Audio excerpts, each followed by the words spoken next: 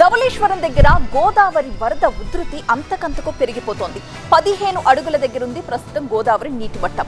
14,60,000 క్యూసెక్కుల నీటిని దిగువకు విడుదల చేస్తున్నారు. రివర్ ఫ్రంట్ దగ్గర గట్టు కోతకు గురైపోయింది. దీంతో ఇసుక బస్తాలు వేయించారు అధికారులు. అయితే గోదావరి పరివాహకంలో ఉన్న ప్రాజెక్టుల్లో అప్డేట్స్ ఏంటనేది మనం ఒకసారి చూద్దాం. ఫస్ట్ కడిం ప్రాజెక్టు విషయానికి వస్తే ఈ ప్రాజెక్టు యొక్క పూర్తి స్థాయి నీటి మట్టం 700 అడుగులు. ప్రస్తుత నీటి మట్టం 699.97 అడుగులు. ఇన్ఫ్లో 4,254 క్యూసెక్కులుగా ఉంటే అవుట్ఫ్లో 4,254 క్యూసెక్కులుగా ఉంది. ఇక శ్రీరామ్ సాగర్ పూర్తి స్థాయి నీటి మట్టం 1,091 అడుగులు. ప్రస్తుత నీటి మట్టం 1,074 అడుగులు. ఇన్ఫ్లో 30,000 క్యూసెక్కులుగా ఉంటే అవుట్ఫ్లో 1,000 క్యూసెక్కులుగా ఉంది. ఇక భద్రాచలం విషయానికి వస్తే అక్కడ ప్రస్తుతం నీటి మట్టం 49 అడుగులుగా ఉంది. ఇన్ఫ్లో 15,53,000 క్యూసెక్కులుగా ఉంటే అవుట్ఫ్లో 11,93,875 క్యూసెక్కులుగా ఉంది. ఇక ధవళేశ్వరం బ్యారేజీ దగ్గర ప్రస్తుత నీటి మట్టం 13.90 అడుగులు. ఇన్ఫ్లో 10,06,800 క్యూసెక్కులుగా ఉంటే అవుట్ఫ్లో 13,70,800 క్యూసెక్కులుగా ఉంది. ఉమ్మడి తూర్పుగోదావరి జిల్లా వ్యాప్తంగా నదీ పరివాహక ప్రాంతాల్లో వరద ఉధృతి గంట గంటకు పెరిగిపోతోంది. ప్రస్తుతం ధవళేశ్వరం బ్యారేజ్ దగ్గర 14,60,000 క్యూసెక్కుల వరద నీటిని దిగువకు విడుదల చేస్తూ ఉన్నారు. మరొక వైపు గోదావరి నది ఉగ్రరూపం దాల్చడంతో ఉధృతంగా ప్రవహిస్తూ ఉండడంతో గట్టు కోతకు గురవుతోంది. దీనికి సంబంధించిన మరింత సమాచారం మా చీఫ్ రిపోర్టర్ సత్య అందిస్తారు.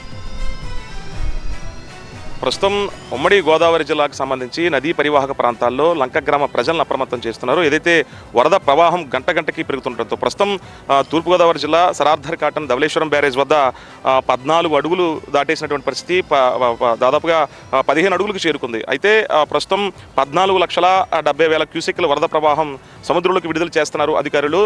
ఏదైతే 170 గేట్ల ద్వారా కూడా మొత్తం సముద్రపు నీటిని దిగువకు విడుదల చేస్తున్నారు. అయితే 15 లక్షలు దాటితే కనుక మూడవ ప్రమాద హెచ్చరిక, ప్రస్తుతం రెండవ ప్రమాద హెచ్చరిక ధవళేశ్వరం బ్యారేజ్ వద్ద కొనసాగుతుంటే ప్రస్తుతం ఏదైతే 15 అడుగులకు చేరుకుంది, 17 పాయింట్ అంటే దాటితే కనుక మూడవ ప్రమాద హెచ్చరికను ఈ రాత్రికి జారీ చేసే అవకాశం కనిపిస్తుంది. ప్రస్తుతం రాజమండ్రి రివర్ ఫ్రంట్ వద్ద ఉన్నాము. గోదావరిలో పుష్కర పనులు కొనసాగుతున్నాయి. మరోపక్క కోతకు గురవుతున్న దృశ్యాలు కూడా చూడొచ్చు. చాలా చోట్ల అంటే ఎగువ నుంచి వస్తున్నటువంటి భారీ వరద ప్రవాహానికి సంబంధించి ఏ రకంగా కోతకి గురవుతుందో ప్రస్తుతం విజువల్స్లో చూడొచ్చు. స్థానిక ఎమ్మెల్యే ఆదిరెడ్డి వాసు అప్రమత్తమయ్యారు, అధికారులను అప్రమత్తం చేశారు.